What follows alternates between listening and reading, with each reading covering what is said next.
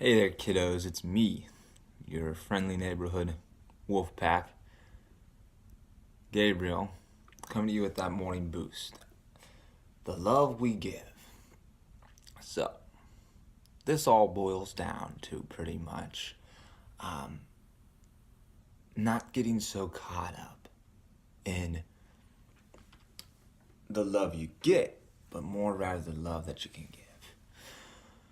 And sometimes people think, well, man, I'm doing all this good for them. They're not even appreciating it, and this, that, and the other, or they're offending you. You know, I've gone through that just recently.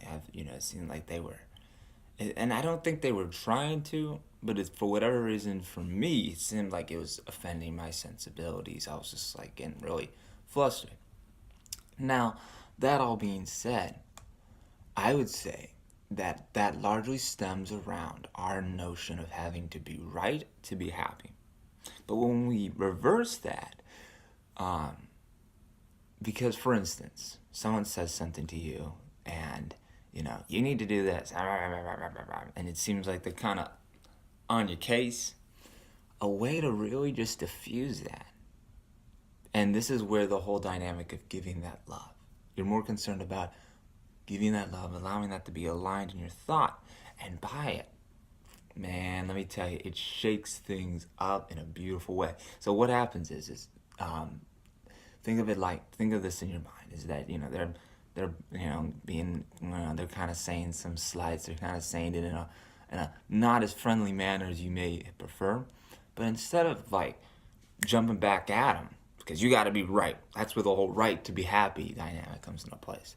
But you do. That's what you start doing. But instead, you say, "Okay, thank you," and not because you are like, "Thank you, may I have another," kind of thing, like "Thank you for beating me up," but in your mind, what you're doing is you're giving that love because that's what you want. So just give it.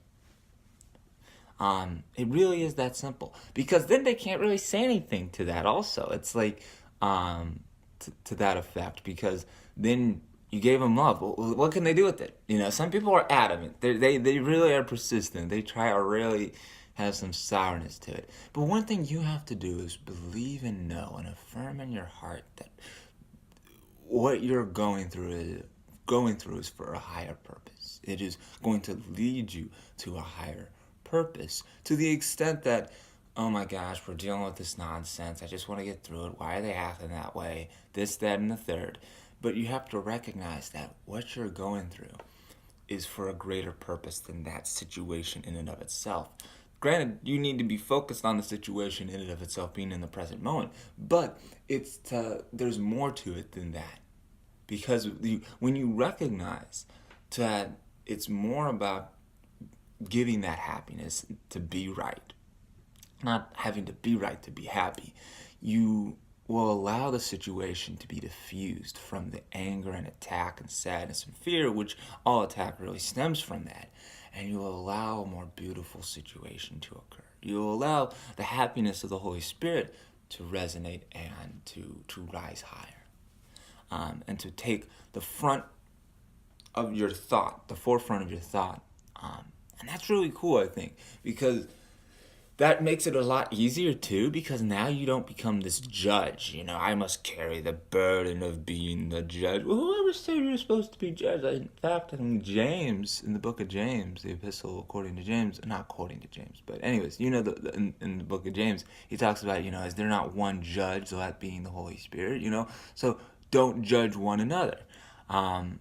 Pretty simple stuff there, folks. I don't try to, I think in our minds we have a tendency to want to try to find justifications for how we can judge. Well, they said it like that, but that really means that, so I'm okay and I'm justified in judging my brother. Why do we have to make it that way, friends?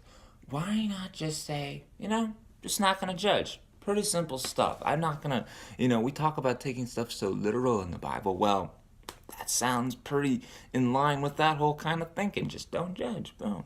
Problem solved.